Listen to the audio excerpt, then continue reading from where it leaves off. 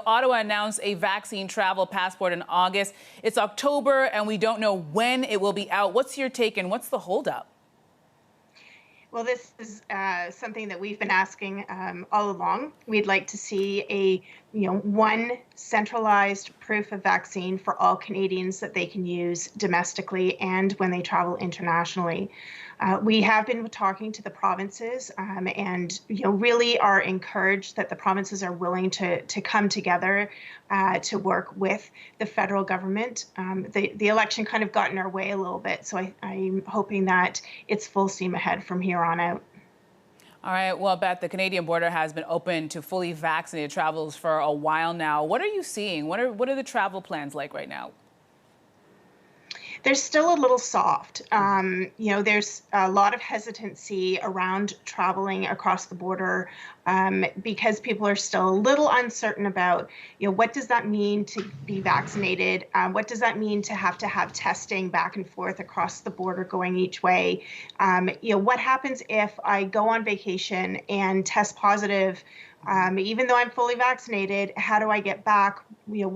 There's still a lot of missing clarity for travelers. And so there's a little bit of lack of confidence still. And so we're just not seeing the numbers just yet. We're hoping to see those numbers increase once we do have a national proof of vaccine, and we can provide a little bit more clarity and a little more comfort to Canadians as they look to make their plans, as well as international travelers when they want to come to Canada. Well, at the same time, the U.S. will reopen its border to fully vaccinated travelers starting next month. Do you think the U.S. is in a good position to allow this to happen? Well, I think that every country has to look at with their own processes and procedures. The U.S. is certainly also encouraging, that the vaccine is really the way out of this. It's a way for us to, as global citizens, live with COVID among us. I think that it is a good message to say we're ready to see those international visitors come back.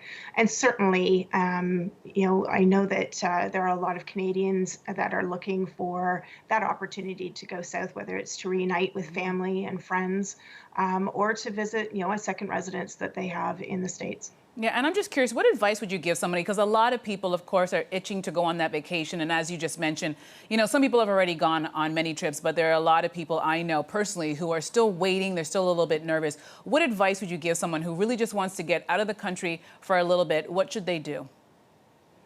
Well, first of all, they should check with the with Canada, the Canadian government website, to make sure that they understand exactly what they need to do to come back to Canada. They need to check with the country that they're going to make sure that they have all of the paperwork and any testing requirements done before they go within the proper timelines that they're going. And the one thing that's going to be continue to be challenging is those family vacations, because right now the Canadian government has not really been very clear about children under 12 who are not vaccinated, and how they can, go on vacation and come back and, reintegrate back into their activities, whether it's school or extracurricular sports and other activities.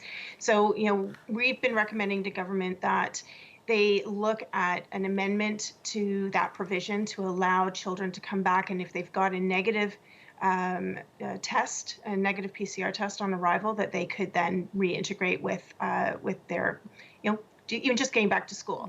So, just to be really, really aware, double check everything, and make sure that you really pay attention to the timelines, because we've seen some people arrive at an airport to leave, and they've missed the window, by a couple of hours. So really make sure that the timelines, that you adhere to them really closely. So what I'm hearing is do a lot of research and then do some more research and then do some more research before you book. It really is that way right now, and that way you'll have the confidence that you are on solid footing as you take off on vacation. And who wants to go on vacation and having any kind of stressors involved in your travel, right? You want to know that you are you've got everything covered. Yeah, it's supposed to be a relaxing thing to do. So I totally agree with you. All right, well, thank you so much for that. That is Beth Potter, President and CEO of Tourism Industry Association of Canada. Happy Thanksgiving, and thanks for your time. And happy Thanksgiving to you as well.